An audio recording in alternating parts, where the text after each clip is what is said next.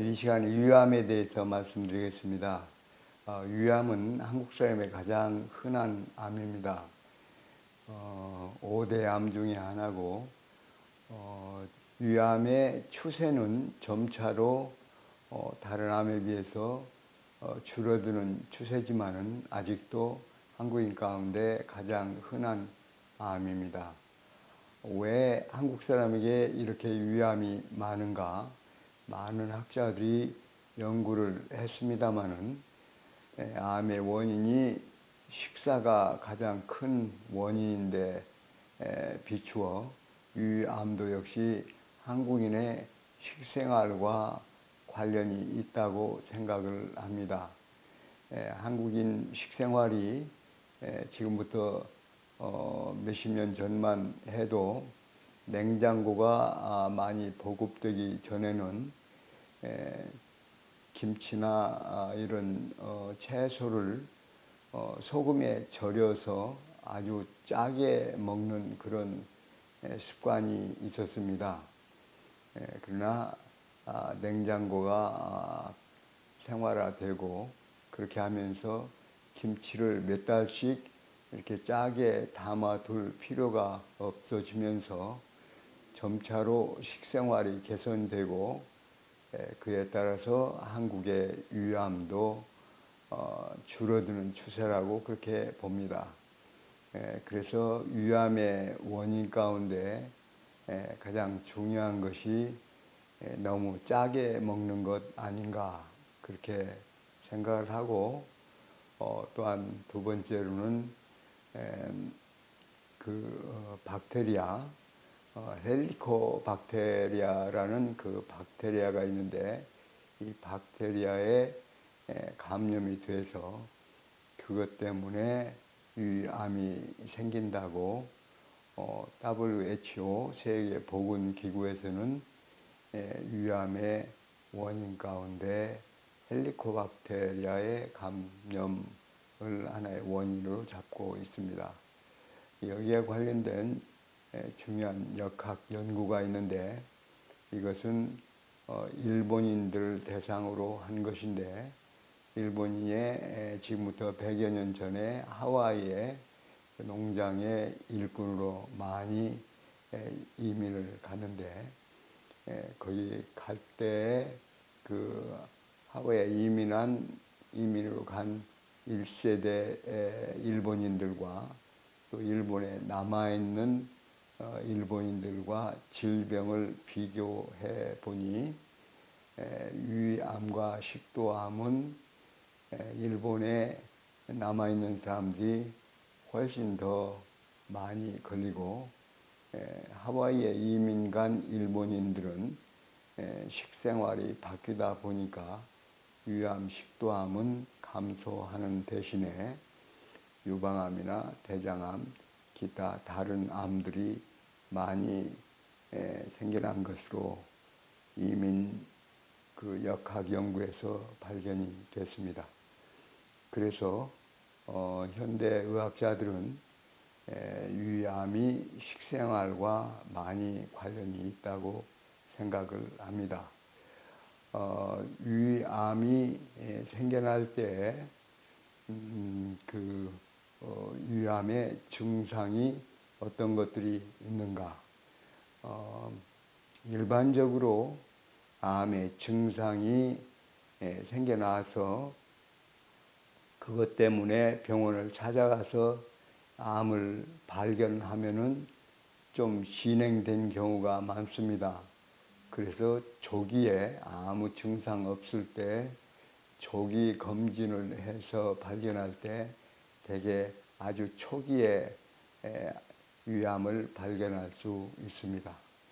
그래서 대표적인 증상이 속이 쓰리거나 소화가 안 되거나 또 빈혈이 오거나 이런 증상들이 나오는데, 그런 증상이 나오기 전에 조기 검진, 특히 내시경 검사를 해서 아주 조기에 위암을 발견하는 것이 제일 예후가 좋습니다.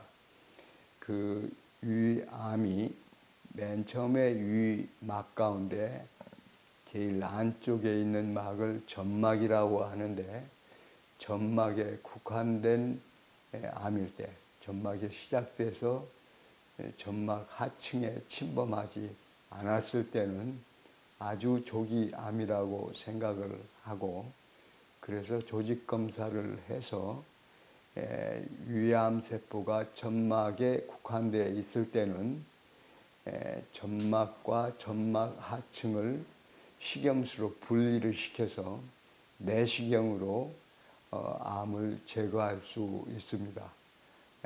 그러나 내시경으로 제거하고도 나중에 일부 찾아보니 일부는 깊이 들어가서 점막 하층에 침범이 되었다. 그러면은 점막 하층에는 혈관이 있고 또 임파선이 있기 때문에 암이 이미 다른 데 퍼졌을 가능성이 있기 때문에, 그럴 때는 다시 이제 내시경으로 수술을 했음에도 불구하고 다시 복강경을 통해서 위를 절제하는 수술을 하든지 아니면 개복을 해서 위 절제 수술을 해야만 합니다. 보통은 일반적으로 위암 그러면 다 똑같은 암으로 생각하지만, 위암이 이제 진행성으로 점막 하층에 침범했을 때 그 위를 절제해서 수술해서 그 병리과에서 현미경 검사를 하면은 그 암세포의 분화도가 4가지로 나뉩니다.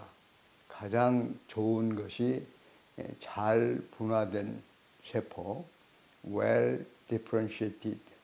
보통 의사들이 약자로 WD 그렇게 얘기합니다. 그리고 그것만 못하지만 중간 정도 분화된 세포를 moderately differentiated, 중간 분화. 그리고 약간 분화된 것을 poorly differentiated, PD 그렇게 표현하고, 아주 미분화됐을 때는 undifferentiated, 그래서 UD 그렇게 표현을 합니다.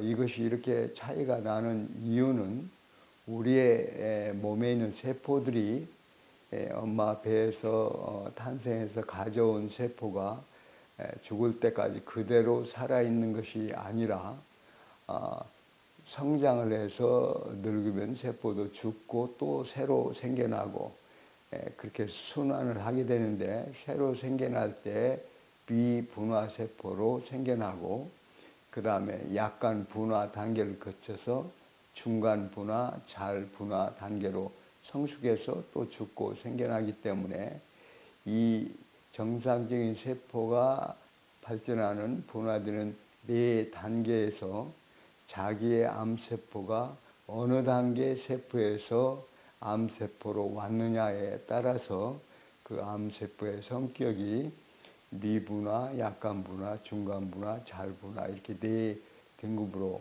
나뉩니다. 그래서 미분화나 약간 분화 그쪽으로 갈수록 좀 성장이 빠르고 신속하게 퍼져나기 때문에 예후가 더 좋지 않을 수 있고, 중간 분화 또 잘 분화된 세포는 그만큼 천천히 성숙하고 퍼지기 때문에 예후가 더 나을 수 있습니다.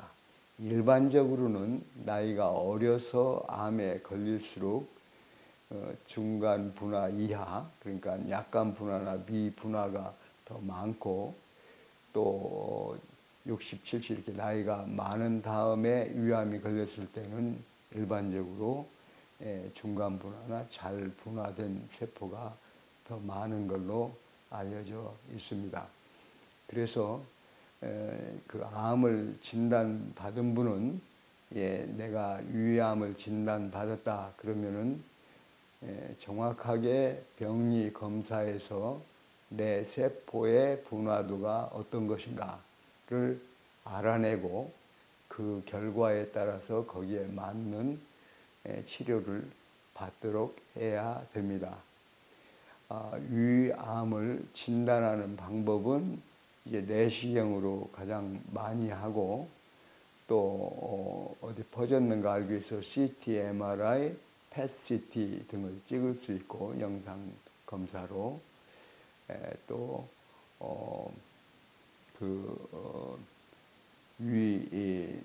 그 투시 바륨을 마시고 위 사진을 찍는 방법도 사용합니다만 요즘은 내시경을 많이 사용합니다. 그렇게 해서 진단을 내리는데 위에 위암이 있다고 확진하려면은 병리 검사로 그러니까 암 조직을 조직 검사를 해서 현미으로 암세포를 확인했을 때 그걸 확진이라고 합니다. 그냥 영상 자료나 이런 거 보고 조직 검사 없이 진단을 내리는 것은 임상 진단이라고 하는데 대부분의 병원에서는 조직 검사를 해서 확진을 합니다. 진단이 내려지면 그 다음에는 치료를 하게 되는데 치료하는 방식은 한국에서 지금 현재 미국식 치료 방법과 유럽식 치료 방법으로 두 가지로 나뉜다고 볼 수 있습니다. 그래서 미국식 치료는 수술, 항암제, 방사선 이 세 가지로 암을 치료하는데 위암의 경우에는 방사선 치료는 거의 해당되지 않고 수술과 항암 치료를 주로 합니다. 물론 항암 치료를 수술하기 전에 하고 그 다음에 줄여서 수술을 하고 또 수술 다음에 또 항암제를 할 수도 있습니다만은 위암을 미국식으로 치료하는 방식은 수술과 항암제 치료입니다. 수술과 항암제 치료를 미국에 있는 병원들이 대부분 그 방식으로 하는데 한국에 있는 대학병원이나 종합병원들은 대부분 미국 방식을 도입해서 그 방식으로 치료를 합니다.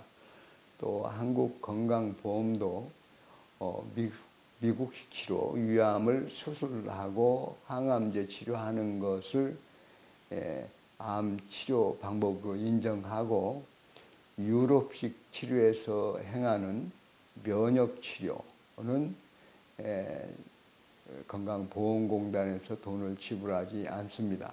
물론 자기가 실비보험을 들었을 때 개인 보험에서 그걸 청구해서 받을 수는 있지만은 그래서 미국식 치료와 유럽식 치료의 가장 큰 차이는 유럽식 치료는 미국식 치료 곧 수술과 항암제 플러스 면역 치료가 들어갑니다. 다시 말해서 암을 수술로 떼어놓고 또 남아있는 것을 항암제로 없앨 때 그 결과로 면역이 많이 떨어져서 그러니까 여기에서 말하는 면역은 암과 싸우는 면역입니다. 암과 싸우는 그 면역이 떨어졌는데 그것을 그대로 방치해 두면은 그 다음에 재발 위험이 높기 때문에 유럽식 치료에서는 이 항암제나 수술하고 또 식사 못하고 그래서 여러 가지로 면역이 떨어지는 원인이 있을 때 그것을 막아내고 또 영양을 공급하고 그렇게 해서 면역을 더 증강시키는 방법을 동시에 병행해서 치료하는 것이 더 효과가 좋다고 보기 때문에 그렇게 치료를 하고 한국에도 미국식 치료를 하는 그 대학병원이나 종합병원 말고 많은 암 요양 병원에서는 이 독일식 혹은 유럽식 치료, 면역을 올리는 그러한 치료들을 겸해서 행하고 있습니다. 그렇게 해서 암 치료가 이제 수술을 하고 항암 치료를 하고 그렇게 하면 대개 이제 5, 6개월 지나면은 일단 치료하는 것이 미국식 치료를 하면 끝나는 셈입니다. 그러나 유럽식 치료에서는 그 암이 재발되지 않고 이제 5년을 무사히 지내야 이제 완치됐다고 판정을 할 수 있기 때문에 그 5년간 면역을 관리하도록 그렇게 하기 때문에 그 좀 차이가 있습니다. 그래서 환자 입장에서는 미국식 치료를 주로 받을 경우에 수술하고 항암제하고 이제 한 6개월이나 얼마 집중 치료 기간이 끝나면은 그 다음에 수술한 병원 또는 항암제 치료한 병원에서 정기적으로 3개월, 6개월마다 와서 점검을 해보도록 그렇게 합니다. 그래서 그렇게 할 때 이제 두 가지 방법으로 점검을 하는데 암이 재발하느냐 아니면 그대로 잘 낫느냐를 점검할 때 한 가지 방법은 사진을 찍어서 그 부위나 다른 부위에 혹이 생기지 않았는가, 전이가 되지 않았는가를 보는 것이고 또 한 가지는 종양 표지자 검사라고 해서 그 암의 활동성을 나타내주는 혈액 검사 수치가 있습니다. 가령 이 암의 경우에는 CEA, CA19-9, CA72-4 이렇게 세 가지를 주로 검사하는데 각 사람마다 어느 검사가 나에게 적합한지가 좀 다릅니다. 그래서 일반적으로 세 가지를 다 검사를 해보고 그 중에 자기에게 적합한 것을 찾아서 한 가지를 고르면은 그것으로 이제 3개월마다 점검을 해서 수첩에다가 날짜와 그 검사 결과를 기록해서 그 수치가 정상 범위에 늘 있는지 아니면 정상 범위를 벗어나 자꾸 올라가는지를 점검하는 일이 중요하다고 생각을 합니다. 특별히 말씀드리고 싶은 것은 우리 위암 환자들 가운데 그 예후가 좀 좋지 않으면서 그 퍼지는 것이 빨리 퍼지는 것이 poorly differentiated라고 하는 약간 분화 세포인데 그것이 별명이 반지세포라고 그렇게 얘기합니다. 그래서 위암 세포가 반지세포다 하면은 그 이제 정신을 바짝 차리고 암이 재발하지 않도록 최선을 다해서 치료해야 됩니다. 또 위암의 종류가 위 공간 안으로 혹이 자라나는 형태의 위암도 있지만은 그 대신에 위 벽을 타고 쭉 뻗어나가는 타입도 있습니다. 특별히 반지세포를 가진 분들이 젊은 여성들이 그런 것이 많이 있습니다. 그런 경우에는 찾기도 힘들어요. 내시경으로 볼 때 혹이 안 보이기 때문에 상당히 깊이 그 조직 검사를 해야 그걸 찾아냅니다. 다만 CT를 찍으면 이 벽이 두꺼운 것을 볼 수 있습니다. 그 말은 이 벽을 타고 쭉 퍼져나가기 때문에 그래서 찾기가 힘든데 이 타입은 빠른 속도로 그 벽을 타고 내려가기 때문에 정말로 신속하게 다루어야 합니다.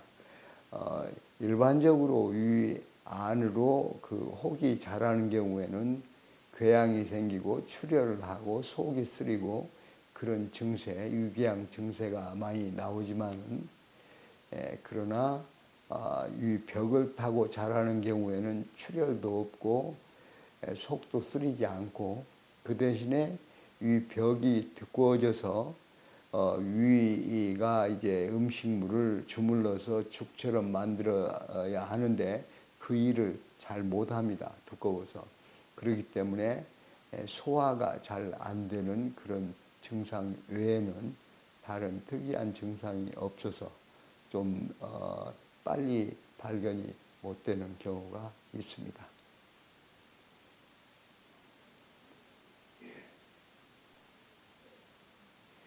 위암의 치료에 대해서 말씀을 드렸는데, 가령 위암을 수술받을 때 전절제술을 받는 사람이 있고 부분 절제술을 혹은 아전절제술을 받는 분이 있는데, 그것은 위암 병소가 어디 있느냐에 따라서 너무 위쪽에 있으면은 위전절제술을 대부분 하고, 위암이 아래쪽에 있거나 중간에 있으면은 3분의 2 정도 아전절제술을 합니다. 위전절제술을 한 경우에는 위가 완전히 이제 없어지기 때문에 이제 소장을 끌어다가 이제 위 대신에 이어주기 때문에 음식을 먹고 섭생을 하는데 굉장히 주의를 해야 됩니다.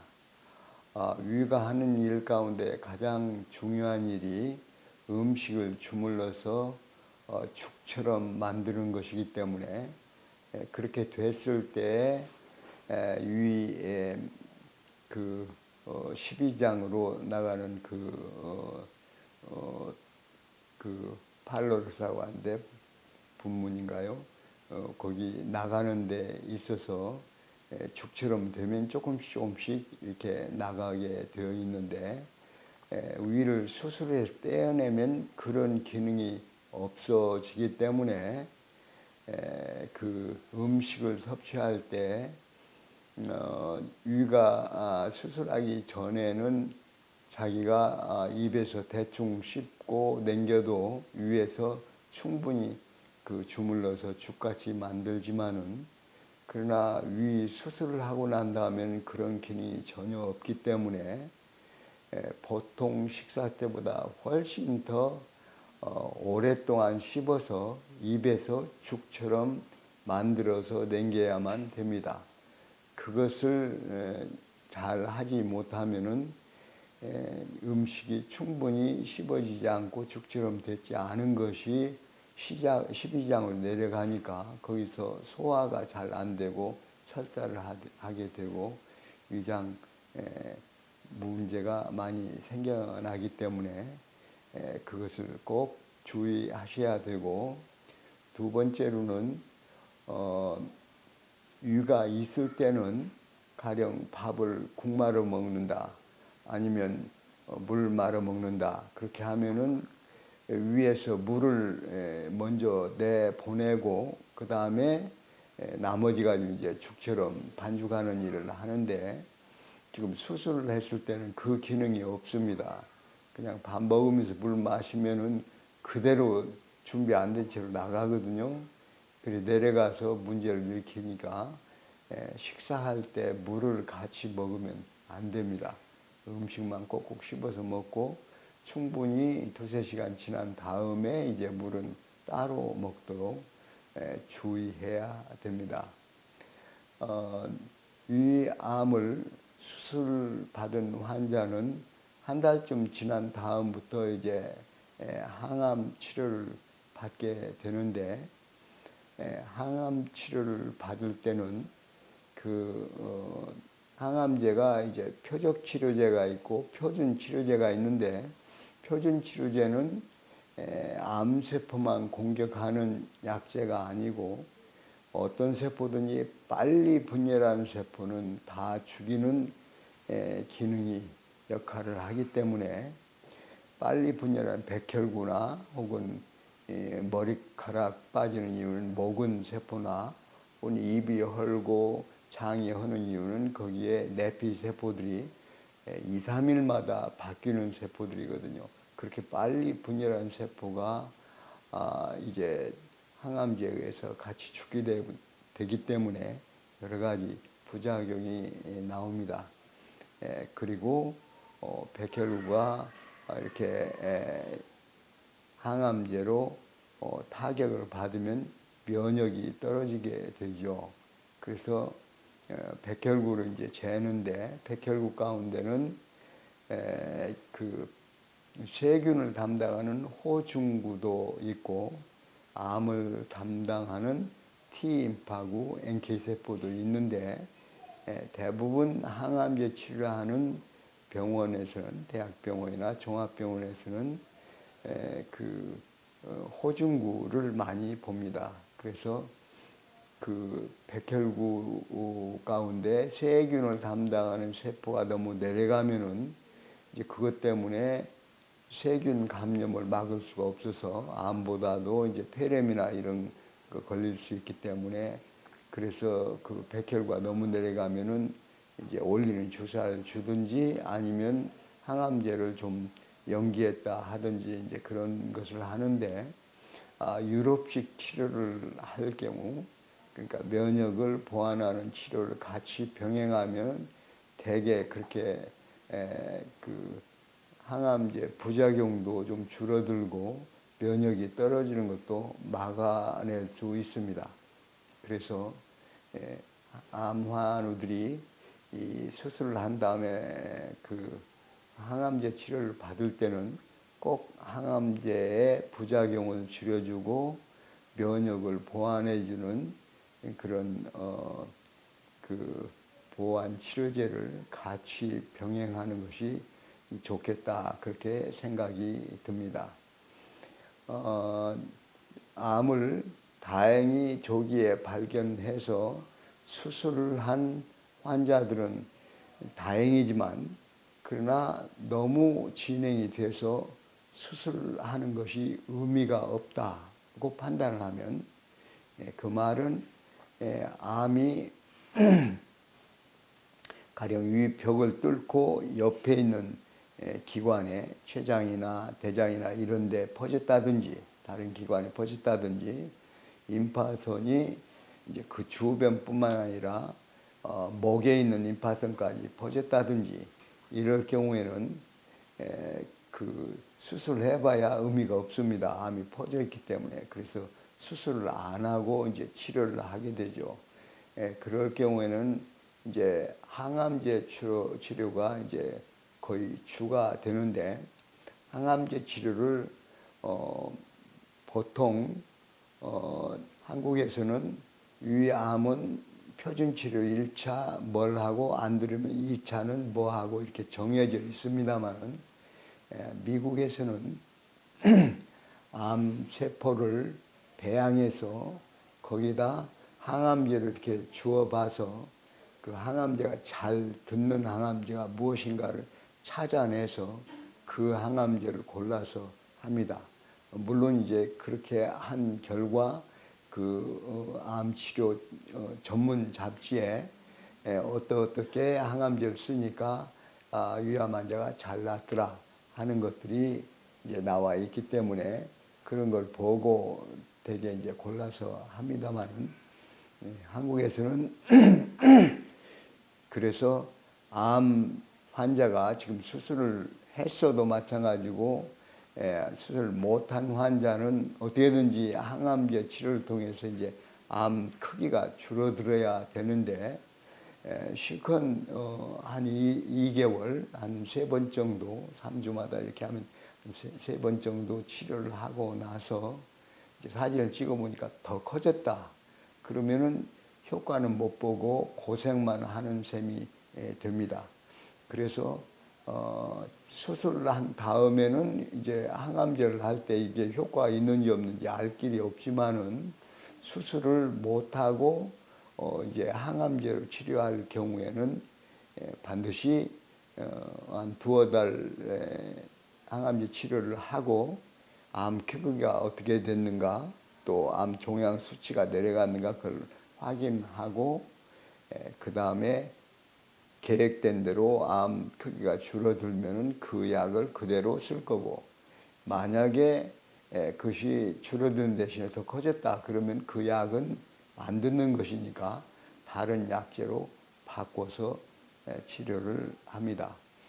그렇게 해서 이제 암 치료를 계속 진행을 이제 항암제로 하는데, 항암제 치료를 할 때 다행히 암 그 부위가 줄어들고 또 다른데 전이된 것도 없어지고 그러면 수술을 할 수 있습니다. 그 경우가 가장 최선의 경우죠. 그러나 많은 경우에는 이제 항암제 치료를 해도 약간 줄어들다가 나중에 내성이 생겨서 다시 커지고, 약을 바꾸면 또 듣는 듯 하다가 다음엔 또 내성이 생기고, 그래서 치료를 성공적으로 하기가 좀 어려운 상황입니다.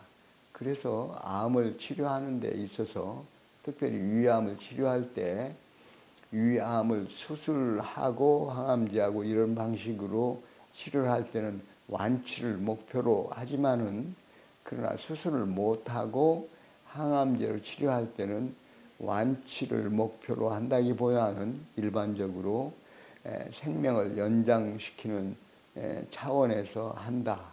그렇게 기대를 또 조금 낮춰야 될 걸로 생각이 듭니다. 다행히 요즘에는 이제 표적 치료제들이 나와서 유전자 검사를 했을 때 그 표적 치료가 해당이 된다고 할 때는 표적 치료를 사용하면은 정상세포에는 손상을 안 끼치면서 암세포만을 공격하기 때문에 훨씬 더 효과도 있고 몸에 타격이 적고 면역도 떨어지지 않기 때문에 그런 방법을 지금 많이 연구하고 있고 앞으로도 더 개발되리라고 생각을 합니다. 옛날에는 표적 치료제가 가령 폐암이면 폐암, 아니면 만성 백혈병이면 만성 백혈병, 그렇게 종류별로 이제 그 표적 치료가 정해졌는데, 요즘엔 그거 벽을 넘어서 아무 암이라도 유전자 검사에서 해당이 되면 그냥 쓸 수 있게 그렇게 되어 있기 때문에 환자로서는 그 의사 선생님한테 내 암에도 표적 치료제가 혹시 있는지 유전자 검사를 좀 해주세요. 그렇게 부탁을 하면은 의외로 그 좋은 결과를 볼 수도 있습니다. 제가 아는 한 분은 췌장암 환자였는데, 원래 췌장암에는 표적 치료제가 없는데 그 치료하는 선생님이 그 폐암 선암에 쓰는 표적 치료제의 유전자 검사를 해서 이 췌장암인데 거기에 해당이 되는가를 검사했더니 다행히 거기에 해당이 된다고 나와서 그 췌장암 환자인데 표적 치료제를 사용했습니다. 그렇게 3개월 하고 찍어보니까 0.5cm가 줄었어요. 3cm가 2.5cm가 됐습니다. 2.5cm가 돼서 또 이렇게 줄면은 계속 하자 그래가지고 또 3개월 했는데, 그때는 이제 더 이상 줄지 않고 그대로 있기 때문에 그러면 이제 수술을 하자. 그래서 이제 수술을 했는데, 수술해서 이제 다 떼어내가지고 전부 조각을 쪼개서 그 암이 얼마나 있는가를 조사했더니 암세포가 다 죽었다고 나왔어요.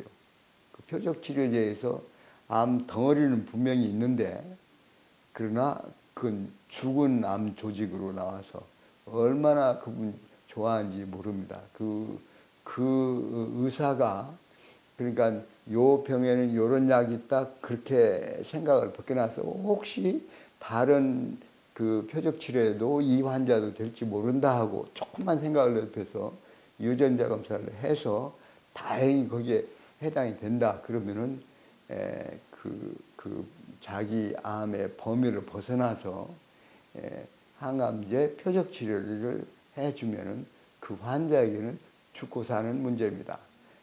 제가 본 환자들 가운데도 그분은 이제 폐암 선암 환자였는데 표적 치료제가 해당이 됐어요. 병원에 왔을 때는 그 폐뿐만 아니라 폐를 싸고 있는 흉막에 전이가 돼가지고 흉수가 차 있고 그 옆에 갈비까지 전이가 됐어요. 뼈에도 전이 되고 흉막도 전이 되고 그래서 도저히 수술이 해당이 안 되고 어디 표적치료제나 써보자. 그렇게 해서 표적치료제 이제 먹는 약을 먹으면서 병원에서 이제 온열 치료하고 면역 강화시키는 치료를 했는데 얼마나 빨리 좋아지는지 나중에 이제 그 갈비에 전이된 것도 없어지고 흉수도 다 없어지고 암 병수도 조그맣게 안쪽에 한 2cm 이렇게 남아서 흉관경으로 그거 떼어낸 경우가 있습니다. 그러니까 그분은 발견 당시에는 수술을 할 수 없는 상태였는데 그 표적 치료제에 의해서 또 면역 치료와 여러 가지 온열 치료와 이런 치료가 복합적으로 효과를 보면서 암 병수를 다 없애고 한쪽으로 작게 뭉쳐졌기 때문에 그걸 이게 개흉이라고 하는데 열 필요도 없이 그냥 구멍 뚫어 가지고 흉관경으로 해서 간단히 떼어냈어요. 그래서 제가 말씀드리려고 하는 것은 의사 선생님들이 물론 환자를 위해서 있는 힘을 다해서 치료를 하지만은 그러나 의사도 사람인지라 어떤 때는 창의적으로 생각을 못할 수도 있는데 그런 경우는 이제 환자와 가족들이 그런 가능성을 좀 조사를 해주도록 하고 적극적으로 치료를 요청하면은 우는 애기에게 젖준다고 암 환자들이 많이 있어도 특별히 요청하고 그 의사가 볼 때 수많은 환자들 가운데 눈에 띄게 하면은 의사도 사람이지라 그분에게는 또 특별히 관심을 가지고 치료를 해줄 수도 있습니다. 제가 보기에는 암을 치료하는 데 성공하려면 맞춤 치료를 해야 된다고 생각합니다. 사람은 뭐 비슷하고 그러니까 똑같이 이런 방법을 하고 그렇게 생각할 수 있지만은 사실은 가장 좋은 것은 그 사람에게 가장 맞는 방식으로 맞춤 치료를 해 주는 것입니다. 그렇게 할 때 좋은 결과가 나온다고 그렇게 생각을 합니다. 제가 치료하던 위암 환자들 가운데는 그 젊은 분들이 반지세포로 이렇게 왔을 때 어떤 경우는 미국에서 이제 그 암 치료하는 의사가 알려져 있거든요. 위암 치료는 한국이 더 잘한다. 그래서 한국으로 보내가지고 이제 치료를 해달라고 했는데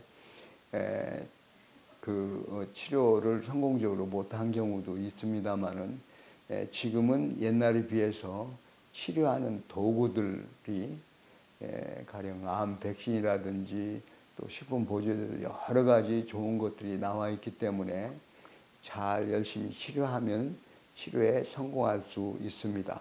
특별히 위암 환자가 주의할 것은 유의가 없기 때문에 그 영양을 잘 섭취를 못해서 자꾸 체력이 떨어지는 경우가 있는데 그럴 때는 어떻게든지 그 보조제라도 들어서 소화 과정 복잡하게 걸치지 않고 그냥 흡수할 수 있는 제품들도 있으니까 그래서 영양 보충을 해서 체력이 올라가고 면역이 올라가서 치료에 꼭 성공하셔야 됩니다.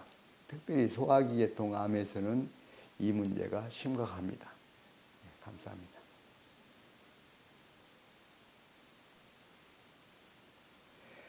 위암 환자 가운데 가장 어려운 환자들을 말씀드리겠습니다.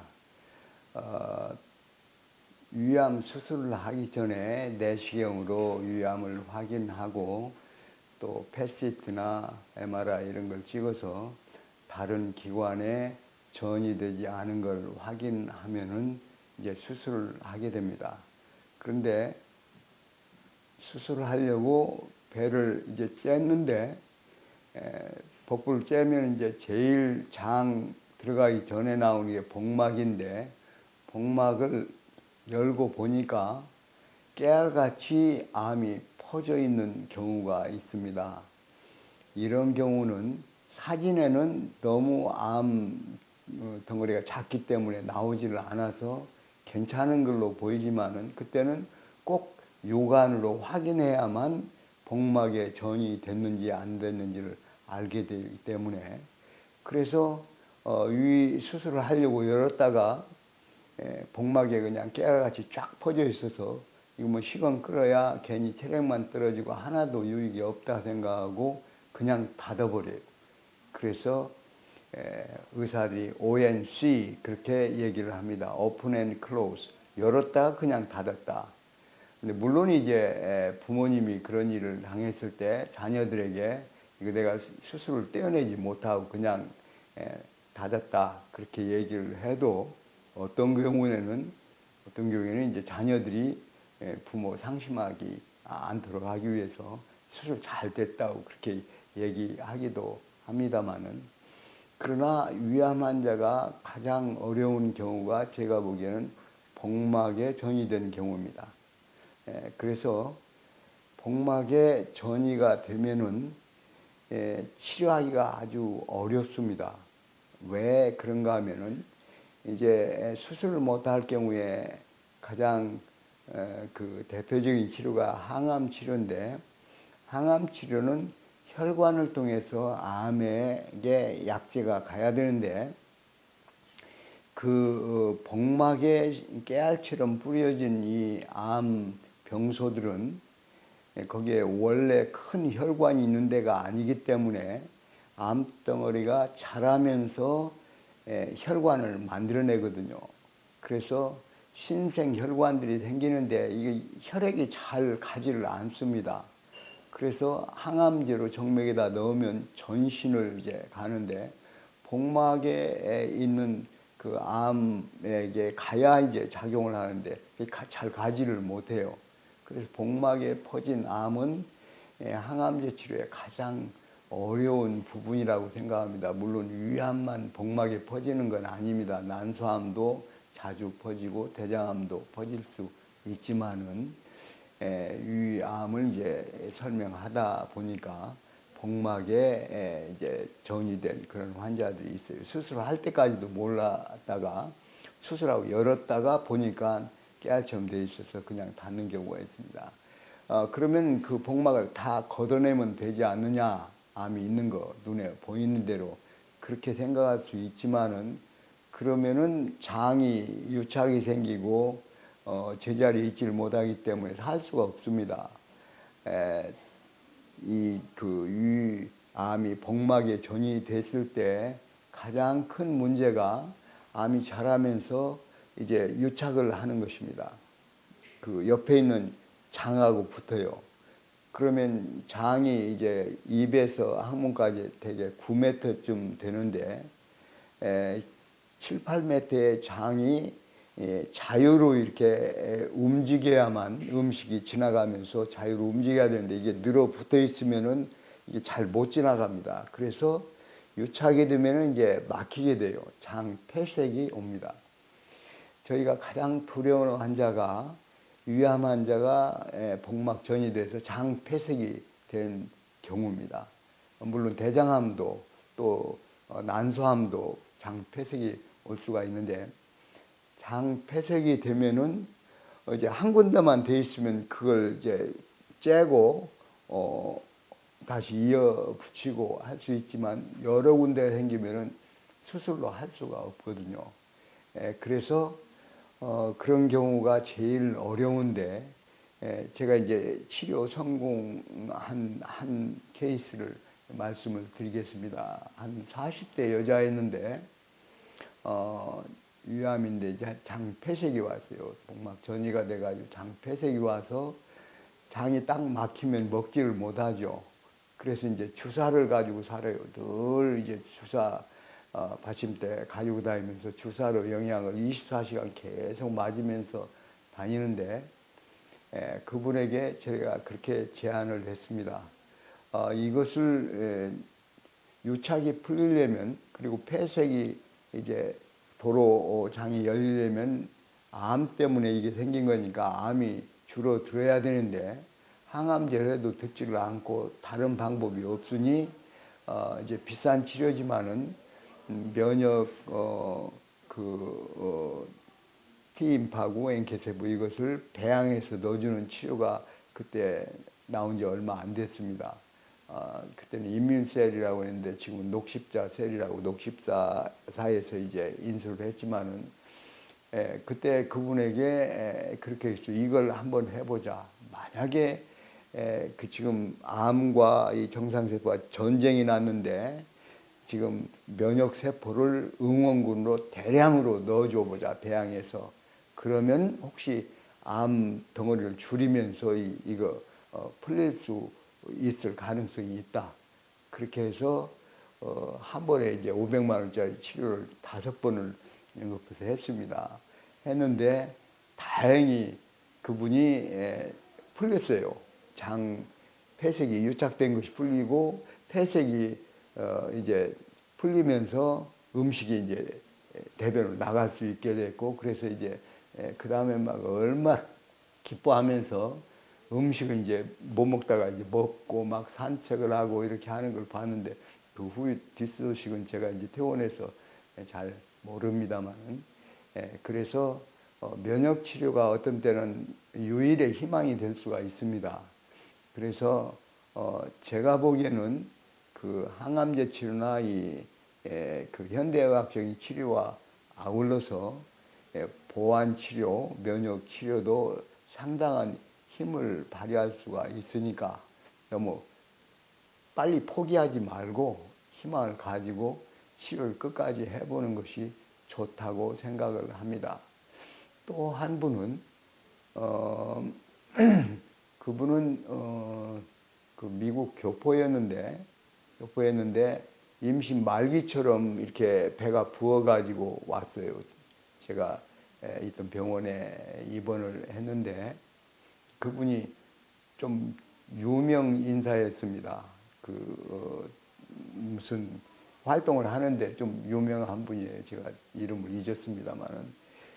그래서 그분이 누가 이제 부탁을 해서 이분을 잘 치료를 하면 병원에 홍보가 잘 될 테니까 꼭 좀 잘 치료해달라. 그래서 제가 인뮨셀 그 아까 배양해서 넣어주는 그 사장한테 특별히 부탁을 했습니다.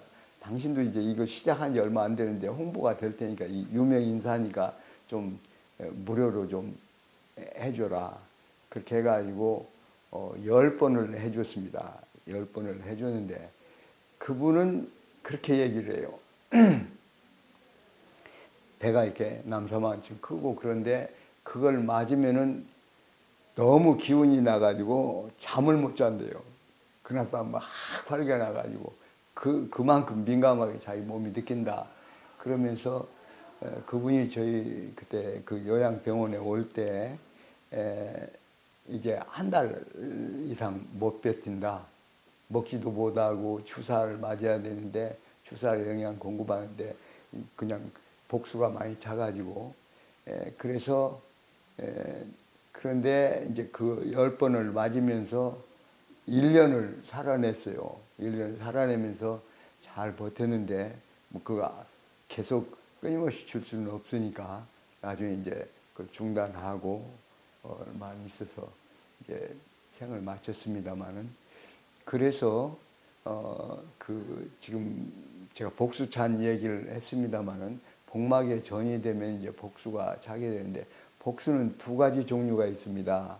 한 가지는 피 속에 알부민이 모자랄 때 그 혈관 안에 수분을 붙드는 힘이 약해지기 때문에 그냥 빠져나가는데 뱃속에 큰 공간이 복강이기 때문에 거기에 물이 차는 것, 그런 복수가 있고, 아니면은 이 악성 복수라고 그렇게 얘기하는데 복막에 있는 암세포들이 많이 생기면서 거기 출혈이 생기고 그 암세포들이 만들어내는 복수가 있습니다. 그 악성 복수가 더 나쁘죠. 그래서 이제 그 복수가 차면은 빼지 않습니까? 빼보면은 그 영양 상태가 나빠서 가령 간이 나쁘면서 알부민이 영양 섭취가 안 돼서 너무 낮다. 가령 3.5 이상이어야 되는데 3.0, 2.5 이렇게 낮아진다 그러면 복수가 작거든요. 그럴 때는 노란 물처럼 소변 같은 그런 액체가 나옵니다.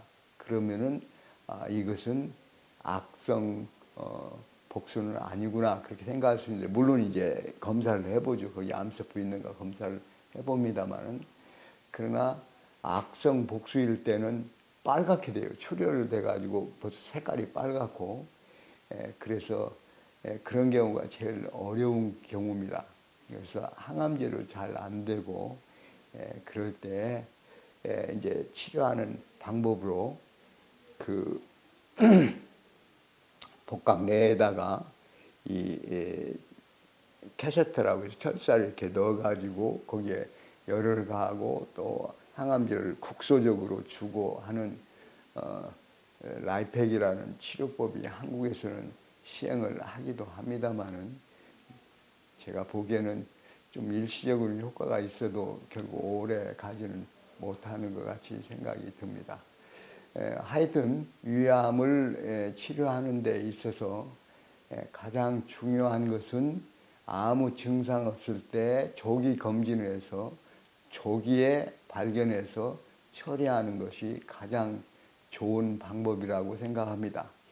암을 위암뿐만 아니라 어느 암이든지 가장 조기에 발견하는 방법이 나와 있는데, 그것은 유전자 검사를 해보는 것입니다. 한 20가지 암에 대해서 돌연변이가 왔는가, 또 며칠 내실 됐는가, 그런 유전자 검사가 있습니다. 그런 검사를 해보면은 어떤 암의 위험도가 높은가, 괜찮은가, 그것이 쫙 나옵니다.